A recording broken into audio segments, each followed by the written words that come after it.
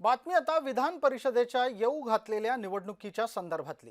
विधान परिषदेच्या निवडणुकांमध्ये एकमेव जागा मवियाच्या वाटेला येते आणि त्यातही ती जागा आपल्याला मिळावी म्हणून मातोश्रीवर विविध नेत्यांनी आपापली दावेदारी दाखल केली आहे। उबाठातले अनेक नेते विधान परिषदेसाठी इच्छुक आहेत, मात्र या सगळ्या नेत्यांचा सर्वोच्च नेता असलेले उद्धव ठाकरे हे सुद्धा इच्छुक आहेत। त्यामुळे आता उद्धव ठाकरेंच्या इच्छेच्या पलीकडे जाऊन आपल्यालाच संधी मिळेल अशी अपेक्षा जे नेते करतायत त्यांची चर्चा निश्चितच होणार। वैभव नाईक, अंबादास दानवे यांनी संजय राऊतांच्या मार्फत आपल्यासाठी प्रयत्न सुरू केलेले आहेत असं समजतंय। दरम्यान आदित्य ठाकरे हे सूरज चव्हाण यांच्या नावासाठी प्रयत्नशील आहेत असंही समजतं। आमचे सहकारी महेंद्र जोईल या निमित्तानं आपल्यासोबत जोडले गेलेले आहेत। महेंद्र, इथे प्रश्न हाच उपस्थित राहतो, जागा एक आणि या निमित्तानं प्रयत्न करणारे अनेक, पण त्यातला सुद्धा महत्त्वाचा मुद्दा महेंद्र असा आहे की ज्या जागेसाठी स्वतः उद्धव ठाकरे इच्छुक आहेत तिथे बाकीच्यांचा दावा कितपत ताकदवान ठरेल?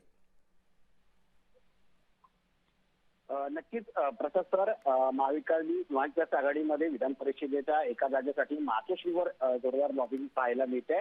मात्र मातोश्रीमध्ये जर उद्धव ठाकरेंच्या नावावर काँग्रेस फक्त जी आहे ती सहमती दर्शवते, मात्र उद्धव ठाकरे विधान परिषद लढवणार की नाही याबाबत अद्याप त्यांची भूमिका स्पष्ट नाही आहे। मात्र त्यांचे जे निकटवर्ती आहेत उद्धव ठाकरेंच्या म्हणजे ठाकरे गटातील वैभव नाईक असतील, अंबादास दानवे असतील, यांनी जे आहे ते संजय राऊत यांच्या मार्फत जे ते मोर्चे बांधणी केलेली पाहायला मिळतं। तर त्याचबरोबर सुषमा अंधारे ठाकरे गटाच्या महिला नेत्या त्याही रश्मी ठाकरे यांच्याकडे या विधान परिषदेच्या जागेसाठी गळ घालतात अशी माहिती मिळते। आणि त्याचबरोबर शिवसेना ठाकरे गटाचे सचिव सूरज चव्हाण यांचंही नाव आहे ते आदित्य ठाकरे यांच्याकडून शिफारस केल्याची चर्चा आहे। त्यामुळे एकंदरीत उद्धव ठाकरे आता नेमका काय निर्णय घेतात, स्वतः विधान परिषदेची उमेदवारी स्वीकारणार का हे पाहणं महत्त्वाचं असणार आहे। उद्यापासून जे महेंद्र एक पटकन 30 सेकंदामध्ये उत्तर द्या, जर उद्धव ठाकरे स्वतःच मैदानात उतरले तर बाकी सगळ्यांच्या दाव्याला काही अर्थ राहील का?